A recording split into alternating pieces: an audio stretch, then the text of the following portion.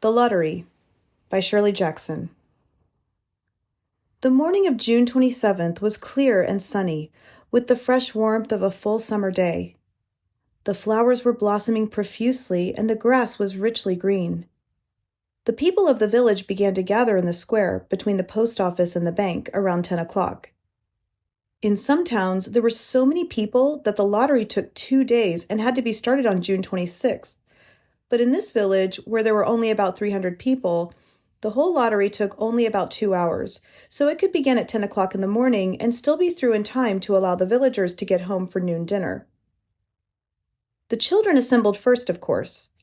School was recently over for the summer, and the feeling of liberty sat uneasily on most of them. They tended to gather together quietly for a while before they broke into boisterous play, and their talk was still of the classroom and the teacher, of books and reprimands.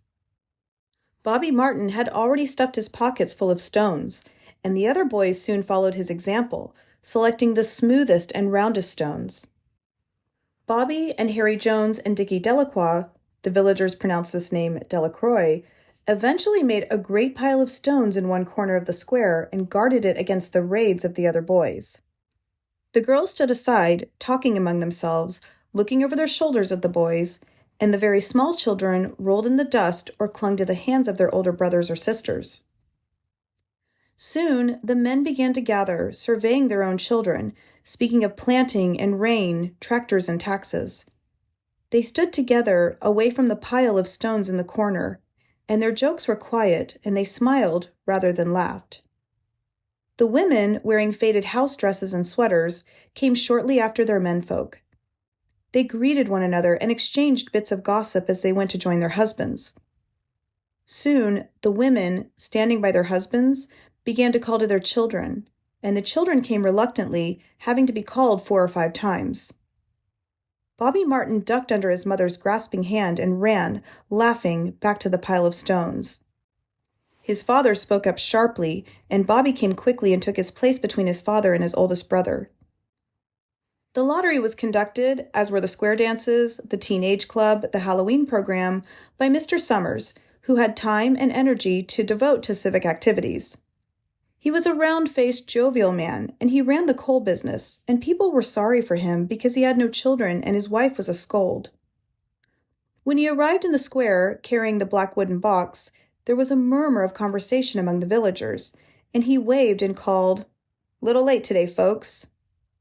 The postmaster, Mr. Graves, followed him, carrying a 3-legged stool, and the stool was put in the center of the square, and Mr. Summers set the black box down on it. The villagers kept their distance, leaving a space between themselves and the stool, and when Mr. Summers said, "Some of you fellows want to give me a hand?"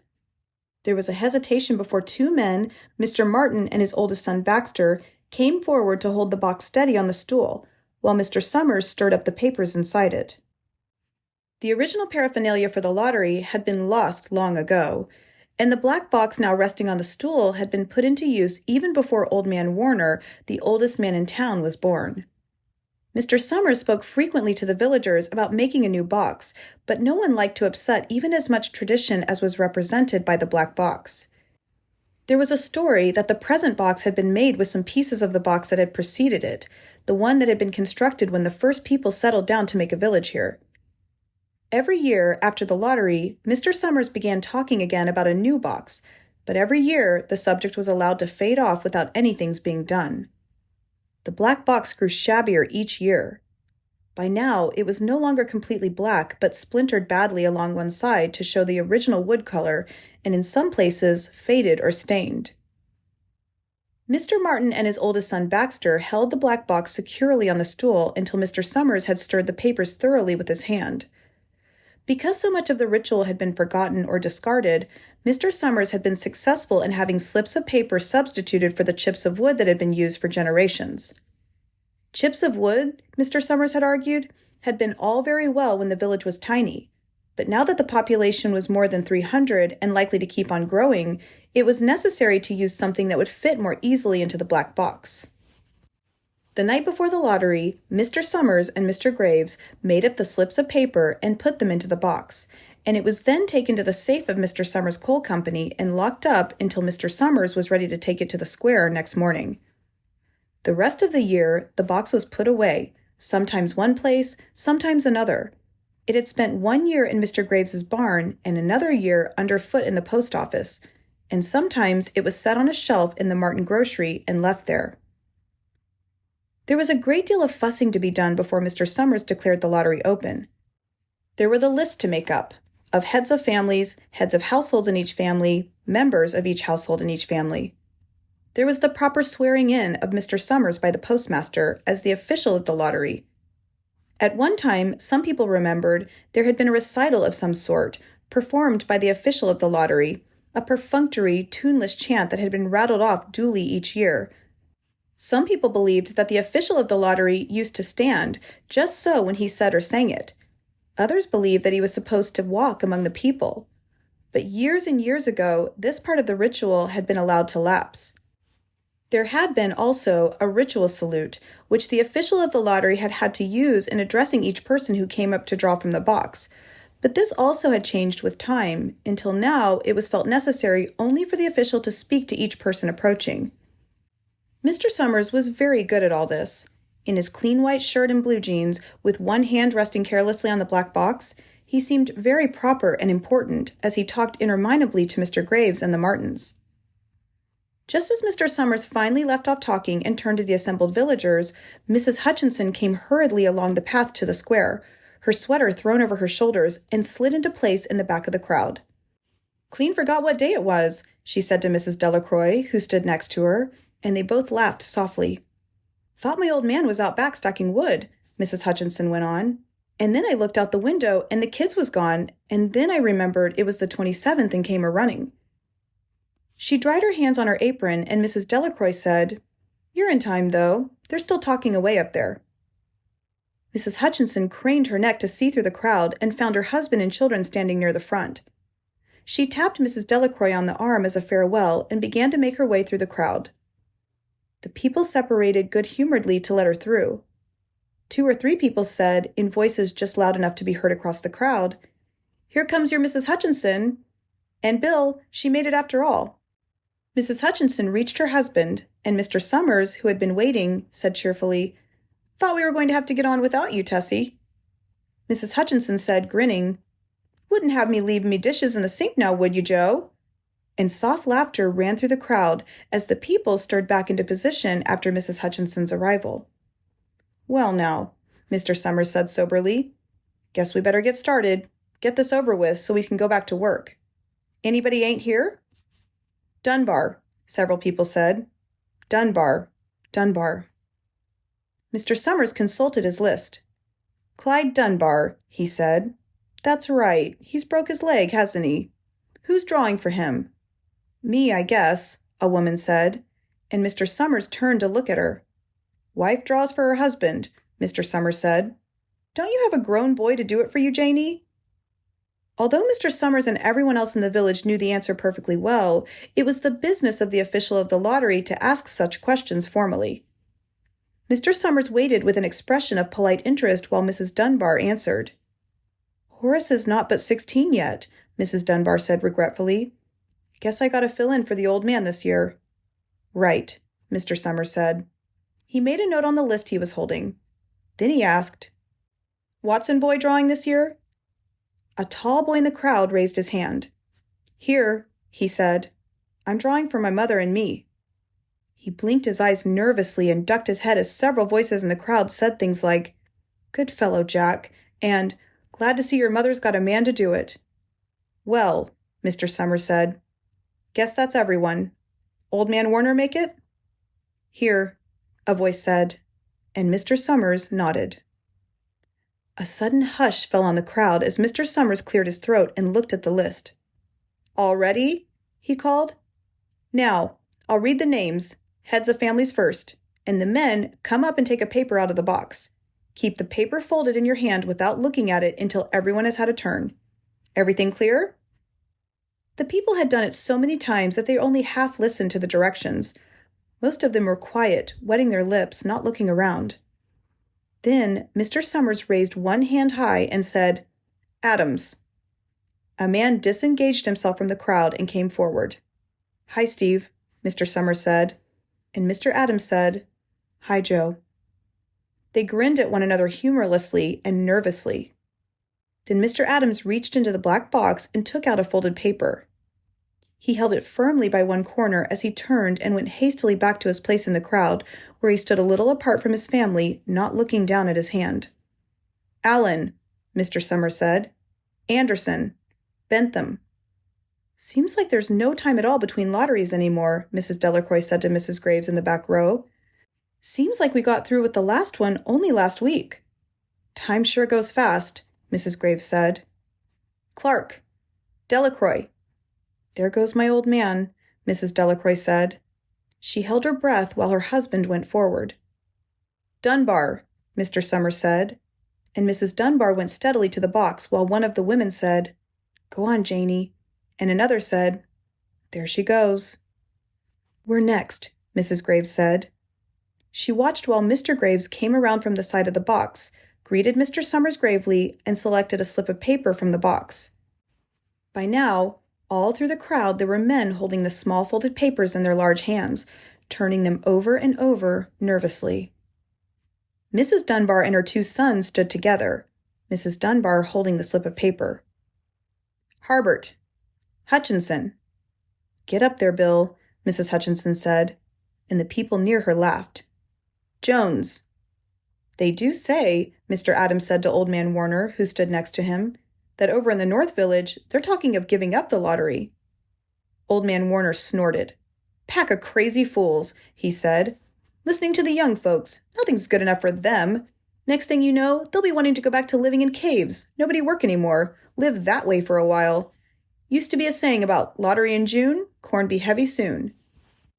First thing you know, we'd all be eating stewed chickweed and acorns. There's always been a lottery," he added petulantly. "Bad enough to see young Joe Summers up there joking with everybody." "Some places have already quit lotteries," Mrs. Adams said. "Nothing but trouble in that," Old Man Warner said stoutly. "Pack of young fools." "Martin." And Bobby Martin watched his father go forward. "Overdyke. Percy." "I wish they'd hurry," Mrs. Dunbar said to her older son. "I wish they'd hurry." "They're almost through," her son said. "You get ready to run tell Dad," Mrs. Dunbar said. Mr. Summers called his own name and then stepped forward precisely and selected a slip from the box. Then he called, "Warner." "77th year I've been in the lottery," Old Man Warner said as he went through the crowd. 77th time. "Watson."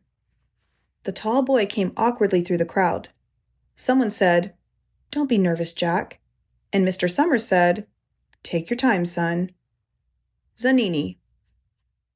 After that, there was a long pause, a breathless pause, until Mr. Summers, holding his slip of paper in the air, said, "All right, fellows." For a minute, no one moved, and then all the slips of paper were opened.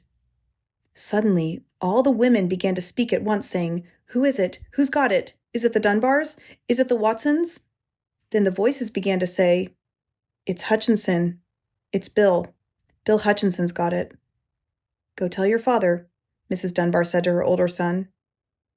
People began to look around to see the Hutchinsons. Bill Hutchinson was standing quiet, staring down at the paper in his hand. Suddenly, Tessy Hutchinson shouted to Mr. Summers, "You didn't give him time enough to take any paper he wanted. I saw you. It wasn't fair." "Be a good sport, Tessy," Mrs. Delacroix called, and Mrs. Graves said, "All of us took the same chance." "Shut up, Tessy," Bill Hutchinson said. "Well, everyone," Mr. Summers said, "that was done pretty fast, and now we've got to be hurrying a little more to get done in time." He consulted his next list. "Bill," he said, "you draw for the Hutchinson family. You got any other households in the Hutchinsons?" "There's Dawn and Eva," Mrs. Hutchinson yelled. "Make them take their chance." "Daughters draw with their husbands' families, Tessy," Mr. Summers said gently. "You know that as well as anyone else." "It wasn't fair," Tessy said. "I guess not, Joe," Bill Hutchinson said regretfully. "My daughter draws with her husband's family. That's only fair. And I've got no other family except the kids. Then, as far as drawing for families is concerned, it's you. Mr. Summers said in explanation. "And as far as drawing for households is concerned, that's you too, right?" "Right," Bill Hutchinson said. "How many kids, Bill?" Mr. Summers asked formally. "3," Bill Hutchinson said. "There's Bill Jr. and Nancy and little Dave, and Tessy and me."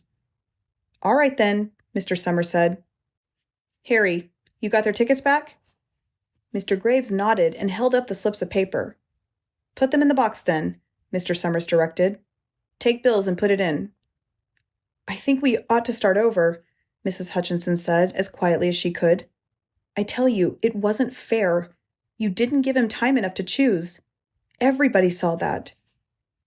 Mr. Graves had selected the 5 slips and put them in the box, and he dropped all the papers but those onto the ground, where the breeze caught them and lifted them off. "Listen, everybody," Mrs. Hutchinson was saying to the people around her. "Ready, Bill?" Mr. Summers asked. And Bill Hutchinson, with one quick glance around at his wife and children, nodded. "Remember," Mr. Summers said, "take the slips and keep them folded until each person has taken one. Harry, you help little Dave." Mr. Graves took the hand of the little boy who came willingly with him up to the box. "Take a paper out of the box, Davy," Mr. Summers said. Davy put his hand into the box and laughed. "Take just one paper," Mr. Summers said. "Harry, you hold it for him." Mr. Graves took the child's hand and removed the folded paper from the tight fist and held it while little Davy stood next to him and looked up at him wonderingly. "Nancy next," Mr. Summers said. Nancy was 12, and her school friends breathed heavily as she went forward, switching her skirt, and took a slip daintily from the box. "Bill Jr.," Mr. Summers said. And Billy, his face red and his feet overlarge, nearly knocked the box over as he got a paper out. "Tessy," Mr. Summers said. She hesitated for a minute, looking around defiantly, and then set her lips and went up to the box. She snatched a paper out and held it behind her. "Bill," Mr. Summers said. And Bill Hutchinson reached into the box and felt around, bringing his hand out at last with the slip of paper in it. The crowd was quiet. A girl whispered, "I hope it's not Nancy." And the sound of the whisper reached the edges of the crowd. "It's not the way it used to be," Old Man Warner said clearly. "People ain't the way they used to be." "All right," Mr. Summers said. "Open the papers. Harry, you open little Dave's." Mr. Graves opened the slip of paper, and there was a general sigh through the crowd as he held it up and everyone could see that it was blank. Nancy and Bill Jr. opened theirs at the same time, and both beamed and laughed, turning around to the crowd and holding their slips of paper above their heads. "Tessy," Mr. Summers said. There was a pause, and then Mr. Summers looked at Bill Hutchinson, and Bill unfolded his paper and showed it. It was blank. "It's Tessy," Mr. Summers said, and his voice was hushed. "Show us her paper, Bill." Bill Hutchinson went over to his wife and forced the slip of paper out of her hand. It had a black spot on it, the black spot Mr. Summers had made the night before with the heavy pencil in the coal company office. Bill Hutchinson held it up, and there was a stir in the crowd. "All right, folks," Mr. Summers said. "Let's finish quickly." Although the villagers had forgotten the ritual and lost the original black box, they still remembered to use stones. The pile of stones the boys had made earlier was ready. There were stones on the ground with the blowing scraps of paper that had come out of the box. Mrs. Delacroix selected a stone so large she had to pick it up with both hands and turned to Mrs. Dunbar. "Come on," she said. "Hurry up." Mrs. Dunbar had small stones in both hands, and she said, gasping for breath, "I can't run at all. You'll have to go ahead, and I'll catch up with you." The children had stones already, and someone gave little Davy Hutchinson a few pebbles. Tessy Hutchinson was in the center of a cleared space by now, and she held her hands out desperately as the villagers moved in on her. "It isn't fair," she said. A stone hit her on the side of the head. Old Man Warner was saying, come on, everyone." Steve Adams was in the front of the crowd of villagers with Mrs. Graves beside him. "It isn't fair. It isn't right," Mrs. Hutchinson screamed. And then they were upon her. For a detailed lecture of the lottery, please visit my page. Thanks for listening.